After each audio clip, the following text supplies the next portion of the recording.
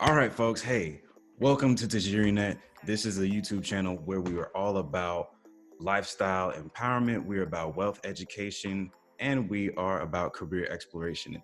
And today, I feel very honored to have one of my great guests, one of my great friends from college. Please give a warm welcome to Elizabeth Green. All right, so a little bit of an introduction.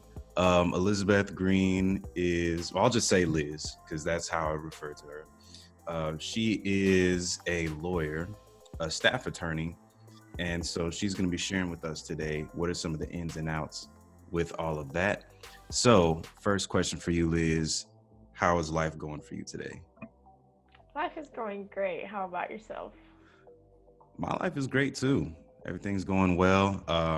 So since we're actually, in two different cities, I'm in Fort Worth, you're in Houston. We obviously couldn't make the career couch happen today. So this is just a career one-on-one meeting. I don't have a clever name to call it just yet, but we'll figure that out. So, all right. So, well, let's dive into it. Okay. So we're going to start off like just talking about stuff from back in the day, like when you were a kid, when you were coming up in school. And then we're going to start getting into some of the topics about law school and practicing law and the different types of things you can get into with that area. Okay. Got it. Okay. So one of the first questions I was curious about, and this has absolutely nothing to do with law school. Okay. So, what are some things that you loved to do when you were a child? What are things I loved to do when I was a child? I played sports as a kid, so I was in basketball, volleyball, ran track, tried some sports I didn't like, didn't like soccer. I liked cheerleading. You were I did not know. I was for a while. For a while, like starting in like 6th or 7th grade. Gotcha. What else I like to do? I also did things like I was really involved in school. Like, I mean, I did sports, but I also did UIL, like academic. I competed in that. So like biology, I think is one of them. Math was one of them. And then I did the drama club. So that's probably an holistic idea of the things I like to do. Yeah, that's cool. Yeah, I think that's it. Yeah. That's a lot. Like, usually people will say, oh, well, I just did basketball, or I just did football, or I was just in band, or I didn't do anything at all. So that's actually pretty cool that you have like a wide breadth of things that you were doing, or exploring a lot of different interests. Was there anything that you did that was like your favorite? Any favorite activity in particular? I played the viola for a while. I actually didn't like that initially. Why my not? parents made me do it because it wasn't like my idea to do it. They were like, you should join the band or be in strings. And I was like, no. Because I was like young, and I think people saw people in the band and in orchestra like, oh, you're a nerd. But once I got into it, I loved it. I liked playing volleyball and I liked cheerleading, and playing volleyball probably the most with the sports. And then drama club was really fun. Nice. So, yeah, that's cool. Well, kudos to you for doing a lot. Now I feel like I didn't do enough as a child. Oh my gosh. I was satisfied with just going to school. Well, I was in band, jazz band, concert band. Really? What'd you play? I started off playing the trumpet when I was a kid. I've always been big into music. And so my uncle, he had given me a trumpet, and I played that from 3rd grade up till 6th grade. And then I played the baritone, then I played the tuba, then I picked up bass guitar. So I was always play a lot of instruments. Not anymore. Yeah, so got it. So when people are young, or more specifically when they're kids. You hear people say to a kid, "Hey, what do you want to be when you grow up?" And then the little kid will say, "I want to be a ballerina dancer. I want to be a, mathematician or whatever." I don't know what little kids are saying nowadays. Was there anything in particular that you had your eyes on in terms of what you wanted to do once you grew up as a child? Yes, so lawyer was one of them. Really? And I did actually obviously reach that goal. But for whatever reason, I also thought in my heart I was going to be a choreographer. And I could not dance and still can't. So I don't know where, but in my heart of hearts, I believed I would be a choreographer. A choreographer. Yeah, I was like in middle school saying, I'm going to grow up and be this. So who knows? Hey, interesting. I actually didn't know that one either. I'm discovering a lot of gems about Liz today. Hey. It's probably because we met in college, so. Yeah, and I never did the background check. Of course. Just accepted me. Of course. So so you said that you were interested in law as a child, which is cool. That's something I generally don't hear children saying they want to be when they grow up. What is something that got you interested in practicing law?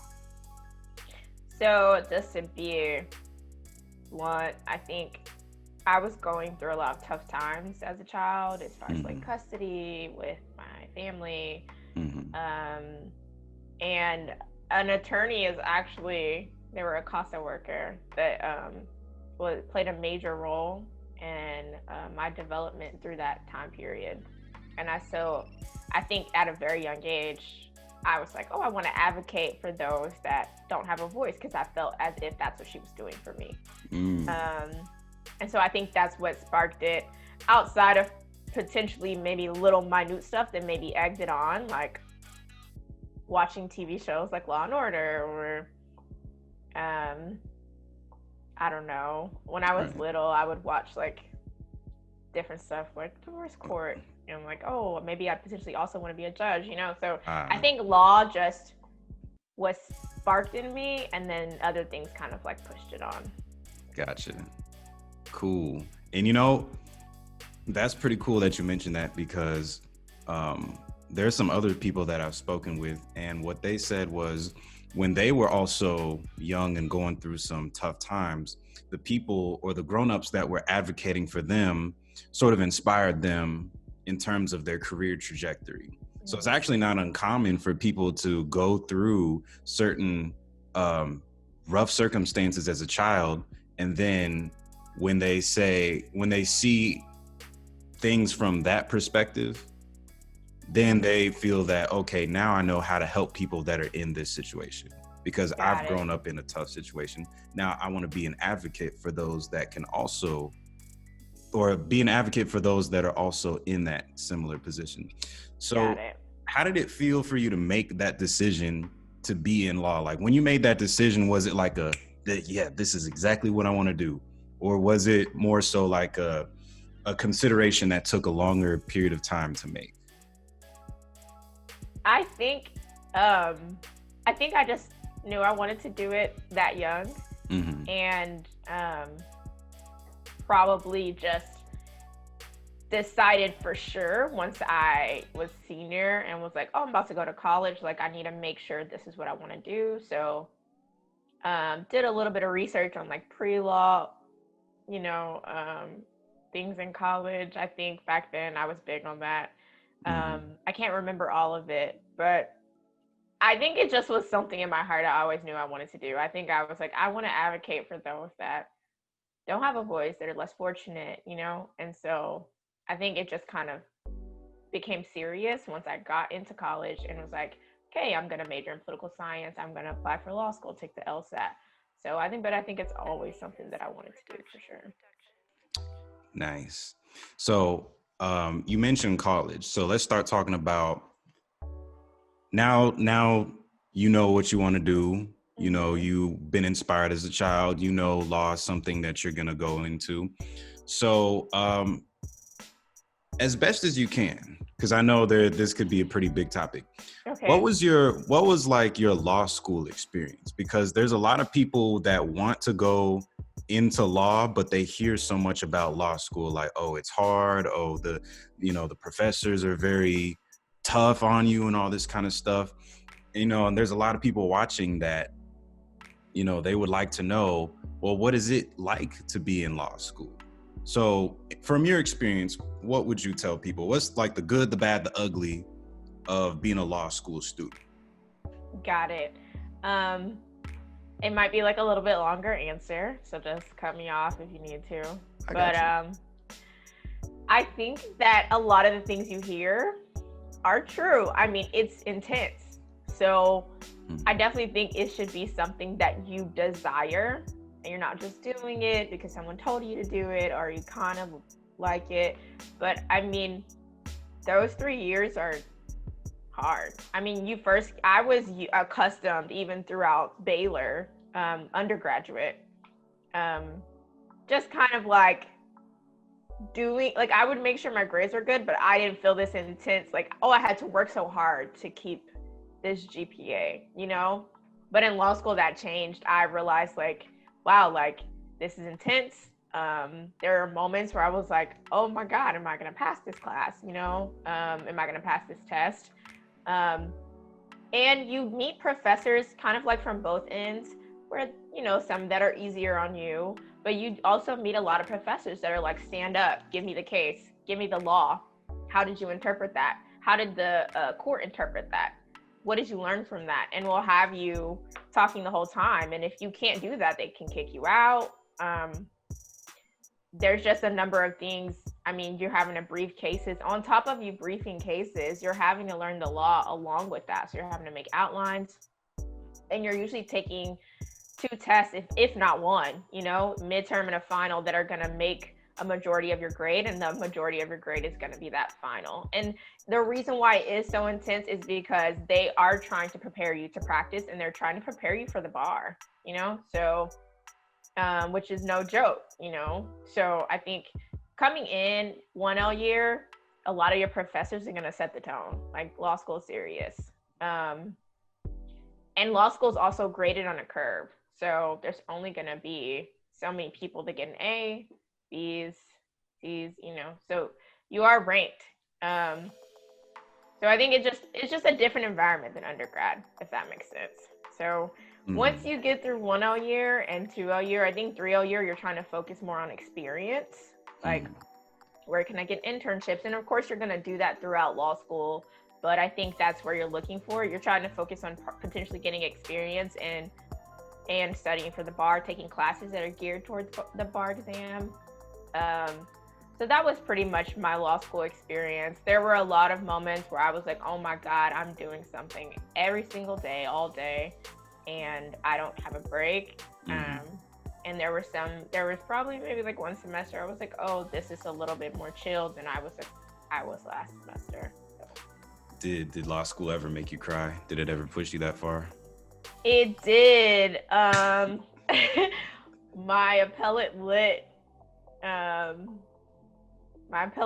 class, so I don't know if you understand, but like, people are usually accustomed to seeing trials on TV, but appellate litigation, you're usually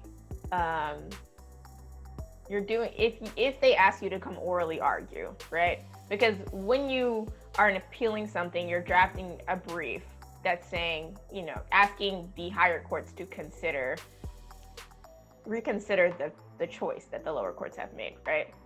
If they ask you to come orally argue, it's usually a panel of judges, and they are kind of throwing questions at you left and right. And so in that class, we had to draft that long appellate brief, and we had to come in and orally argue. And I think I ended up doing well in the class. I got an A. Hey, that's good. Right. But I think the oral argument, where they had like judges, lawyers, a few of them come in, and they were briefed on what we were orally arguing, and they were like throwing questions at us, and they get real intense. And I think after, I just felt like I didn't meet the mark.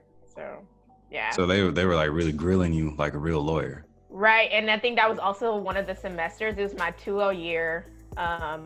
What first semester I was very busy and always doing something. And, that semester was pretty hard as far as law school experience goes. And so that on top of preparing for that and then dealing with that, I think I was like, yeah. That sounds like a lot. That reminds me of, like boot camp for people that are getting into the military or the Marines or the Army or the Navy or anything. Once you go through that initial period, that's when, like what you said, they set the tone like, hey, this is serious, but it's not just so that they can be mean. It's so that they can actually prepare you. Right. For, and life as an attorney, which is your job title, right? So you had told me that you are you're a staff attorney. Mm-hmm. Right? What exactly is a staff attorney? Like, if you could explain it to a third grader. Got it. It's just really the title that I'm given for the firm I work at. I work at Lone Star Legal Aid, and so that is actually legal aid in general is created to help people that can't afford attorneys. And so they practice a number of things. I mean, they do family law, housing, employment, public benefits, consumer. There's just a number of things that they do because their goal is to advocate for people who can't really afford an attorney, and so they offer a variety of services. Gotcha. So it's like it's just the title that most attorneys are given in that firm, and then if you advance, then you become like a managing attorney, a directing attorney, if that makes sense. So. Gotcha. So you're saying there's like no particular for a staff attorney, is there any particular thing that they focus on? Because I know there's litigation, there's tort law, there's a whole bunch of different types of laws. Is there anything that you kind of focus on? Yes. So there's different units in it. I'm in the public benefits unit, and so we focus on like employment, unemployment benefits, Medicaid, SNAP benefits. We can deal with a lot of family because a lot of family issues will come out of that. Employment is probably a big one right now just because of COVID, and a lot of people have applied for unemployment benefits. So that's what my unit does, but I have to be prepared to do because we do offer those services. So if I get a client that is trying to appeal a denial of maybe their Medicaid benefits, and we have to go to a hearing for that, but they're also like, I'm trying to adopt my granddaughter, I have to process an adoption. So that's kind of how that goes. I mean, the main point of Lone Star Legal Aid is to serve those who can't afford an attorney. And so yes, there's different units, but the point is to offer as much help as possible to the client, as many services as possible, and people can change units. It's, if that makes sense. So. Gotcha.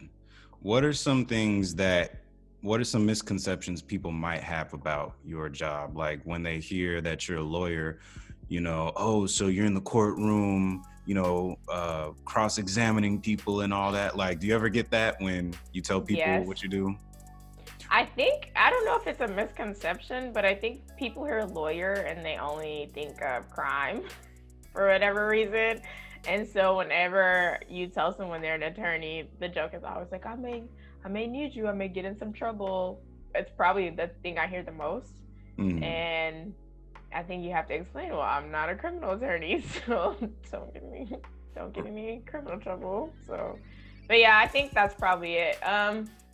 Maybe there's not a real misconception besides probably what you see on TV. A lot of times can be misconstrued. Like you see people probably like yelling at witnesses and things of that nature. And I think, if you're watching like How to Get Away with Murder or something like that, and I think that's less realistic. I think you are usually from a distance examining the witness, asking them questions. It's not as chaotic as TV may portray it to be. Less dramatic. Right. I think that's the drama. Yeah. And I don't think I hear any other misconceptions outside of maybe people think when you're an attorney you can just do whatever in law, and I think people need to understand that there's people focus on specific types of law, right? So I do work in a firm that focuses on a lot, but for most attorneys they're going to focus either on one or just a couple, and I think people may call you out of the blue and be like, hey, I'm in trouble for this, or I need help for this. What do you think? And, maybe you don't practice that type of law. So you're having to explain that to them. Gotcha. Cool. So, as we can see, you're working from home, and, I was wondering, how does that work? Do you actually have to be in person to do some of your roles? Or here's a better question. Let me rewind that. What are some of the day-to-day activities that you have to do as a staff attorney? Got it. As far as like me, I have to contact clients, draft legal documents is usually what's going to look like my day-to-day. Contact clients, draft legal documents, research, constantly working on the cases that I have. And hearings are the things that we're doing now, and no, I'm not going in person. It's Zoom or over the phone. And then, that could change at any moment. That obviously wasn't implemented because of COVID. So, but my day-to-day is probably it's a lot more boring than people think it is. It's probably just going to be like contacting clients, drafting briefs, working on legal documents, doing legal research, looking up statutes, looking up cases, probably for the most part, and then attending those hearings via virtual platform. Sounds exciting. Yeah. But it does sound like some things that you can pretty much do from any location as long as you have a laptop or a computer, I'm assuming. Right, yeah. Gotcha. Okay. What would you say is like your favorite thing about being a staff attorney or being someone who practices law? Do you have any particular thing that just brings joy to you when you think about it? Yeah, I definitely love the organization I'm working for now because, like I explained earlier, I wanted to advocate for people who don't really have a voice. Mm-hmm. And so I just love like, oh, I get to advocate for people who can't afford an attorney, right? And then winning that case is always overjoyed because they call you and they're like, oh my God, thank you so much. I wouldn't have known what to do without you. You've been such a big help. And I think that end just kind of makes all the like minute and tedious stuff worth it, if I'm drafting a brief all day and doing all this research or whatever and getting to winning that hearing, winning that client benefits, anything. It's just, I guess that's the biggest part of it, that it's like, wow, like we won, we actually helped someone who probably wouldn't have been able to go anywhere else because they didn't have the money. So gotcha. That's beautiful. That's really beautiful because it's going back to your why, and one thing that I often tell my students and people that watch my channel is you want to figure out what exactly is your why. Like when you are waking up in the morning to go to work, why are you going to that job? What is your purpose in that job? And you have to have some self-awareness for that, right? You have to know why exactly you're doing what you're doing. And so I think that's really cool how you were saying earlier that you want to advocate for people. And so that is still the central motivation for what you do as a lawyer. So one mistake that a lot of people often think about is, especially in the law field, is the salary, the paycheck, because it's true. There's a lot of money that could be made in the legal field, right?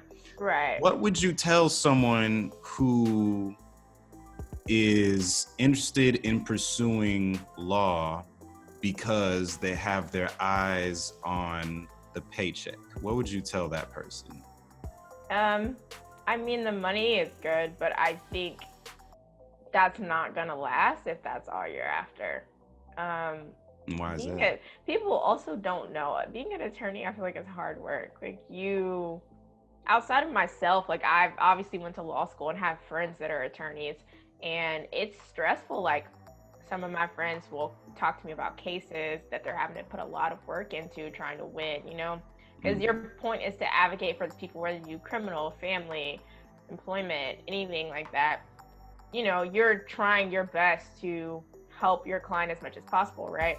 mm, And sometimes that means hours of research on the computer. That means hours, days of drafting a brief. That means a lot of tedious work. And I think that if you're only in it for money, you're going to find soon that, being an attorney isn't going to work out for you, because you need to be motivated by something else. You need to like to do it.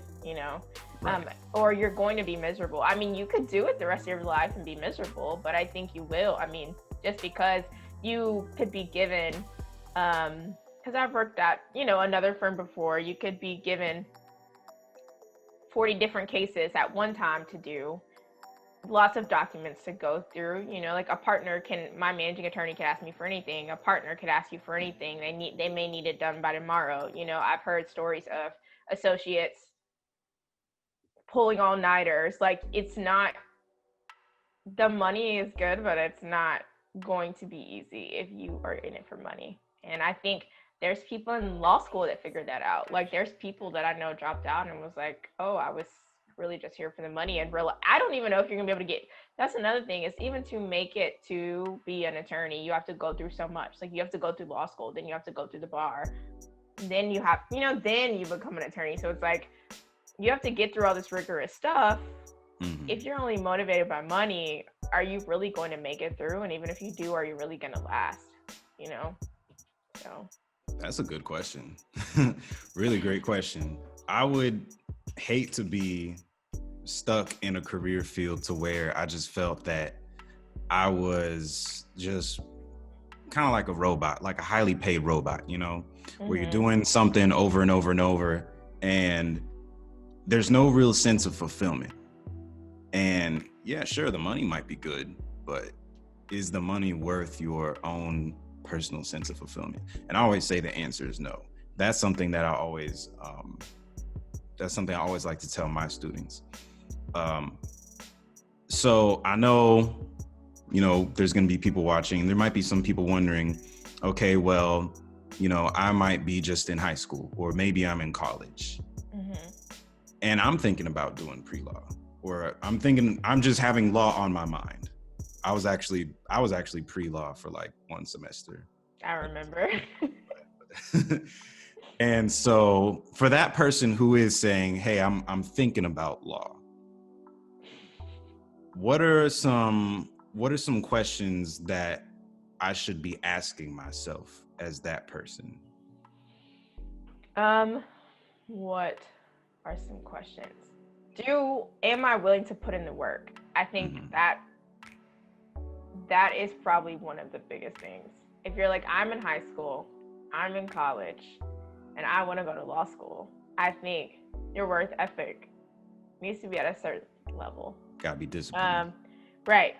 Um, and that's even, and I mean, I know you haven't necessarily asked me about the bar yet, but I'm getting there. also right. As much as you put in law school, because you could get to law school and maybe, you could, I'm not saying this will happen, but you could cheat your way through, or you could, I don't Oh know, my but gosh. I know, right. But that's not going to help you, because honestly, what you put into law school is going to show in you studying for the bar and you practicing. I think it's basically, law school is trying to prepare you for the bar. If Mm-hmm. you skim through and don't put in the work, then by the time you get to the bar, you might be stressed out, because then you're going to have to relearn all these subjects, you know? So Right. it's like they're trying to teach you these subjects semester by semester, then you'll have a summer to do it, right? I think it's just, I don't know. I think the worth ethic is what is going to be important, by thinking, hey, is this something I want to go into? And I also think you need to ask yourself, do you like advocating for people, and will you do the work in order to make sure that you can advocate to the best of your ability and diligently, right? Because you're also, once you become an attorney, you're also hold to an ethic code. Mm-hmm. You need to make sure that you're diligently working your clients' cases. You need to be making sure that you're doing all you can to advocate for them. And if you're not, you could get reported to the bar. You could, so I think those are things to think about outside of preparing to get into law school. Probably studying for the LSAT, making sure that you can draft a really well personal statement, and probably making sure you take undergraduate seriously, because for any graduate program, they're going to look at your GPA in undergrad. Also, they're going to take the LSAT into consideration and your personal statement, but you need to be taking it seriously, or you might find yourself at the end of undergrad like, wow, I have a terrible GPA. What can I even get into law school? So right. So don't spend all your time partying. You actually got to right. do the work. So right.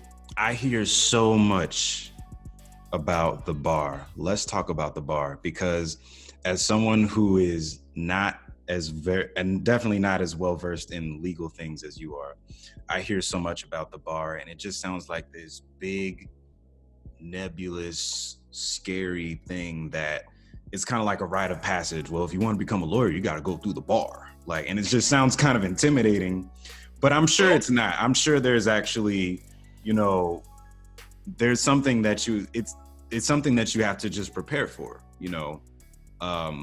walk us through your experience with the bar. Well, first tell us what is the bar, and then okay, right. So the bar exam is your licensing exam to become an attorney. You can't take it unless you have graduated from law school or you're within 3 or 4 credits of graduating. So you'll likely have a bar exam in most states. I don't know if I'm remembering this correctly. It might be one state that doesn't require a bar, but I could be lying, so don't take that into consideration. Gotcha. But basically, it is intense. It is rigorous. They are testing you on a number of different laws. I can only speak for the Texas bar because that's the only one that I've taken. The Texas bar is very intense. It's known to be one of the hardest ones. And it's 3 days long. They're going to test you on contracts, criminal, property law, the UCC, which is commercial law dealing with banks, right? They're going to test you on oil and gas. They're going to test you on civil procedure, Texas procedure, civil and criminal procedure. I mean, there's so many torts, right? And I think under each type of law, there's a lot of subtopics that you have to learn, right? And it's just intense. I mean, the first day, I think you're being tested on procedure, and the first day you're being tested on your ability to take a number of statutes, a number of cases, and a hypothetical, and you have 90 minutes to draft a brief, right, to the court, and you have to read all that 90 minutes and then draft it, right? Then you're doing procedure. The second day, you have 200 questions of civil procedure, property, contracts, criminal, and sometimes the hypotheticals can be this long. I kid you not. And because they're trying to get every detail in there to kind of trick you up, and they'll ask you, maybe you get a criminal question that asks you a number of details, and they're asking you to answer, is it manslaughter? Is it murder, right? Is it premeditated murder, right? Is it a number of things, right? First degree, second degree. Is it none of these, right? They might have none of the above. Oh, so I always hate those. Right, there's a lot. There could be a lot of those in the bar. And then the last day is 12 essays. Each in the hypothetical for an essay, the page could be this long, and then one question might have 4 questions under it, and you're expected to write an essay for each one. That's how they teach you in law school for that. And so I think it's just intense. It is, I would say it's a rite of passage. One major thing that's actually happening in Texas is they're changing to the UBE exam next year. What's that? Right. So the uniform bar exam. So a number of states already offer it. I want to say it's like 30 states, and then a lot of states had their own. And usually, the reasoning behind that was law changes from state to state, right? Sentencing laws, we can just say criminal, just different things like that. And so a lot of times they had the bar exam that tests you on a number of common law, which is contract, property, criminal, things like that. But they also would cater to their state because they need you to know the law in their state, because that's where you're getting licensed. But the uniform bar exam is supposed to be a bar exam that just tests you in general on law. And 30-something states have adopted it, and Texas is supposed to adopt it next year. So the recent graduates, or the ones that are getting ready to graduate, will take that exam. And so a lot of times people like that because now, like New York offers the UBE. If I'm licensed here, it'd be a lot easier probably for me to go to New York and get licensed because I've taken the exact same exam. But before, I mean, that Texas bar exam was hard. And even in Texas, you could only take it 5 times before they don't let me take it anymore. I think you can petition for a 6th one, but I think you'd have to have like good cause. You have to go before the bar, explain it, XYZ.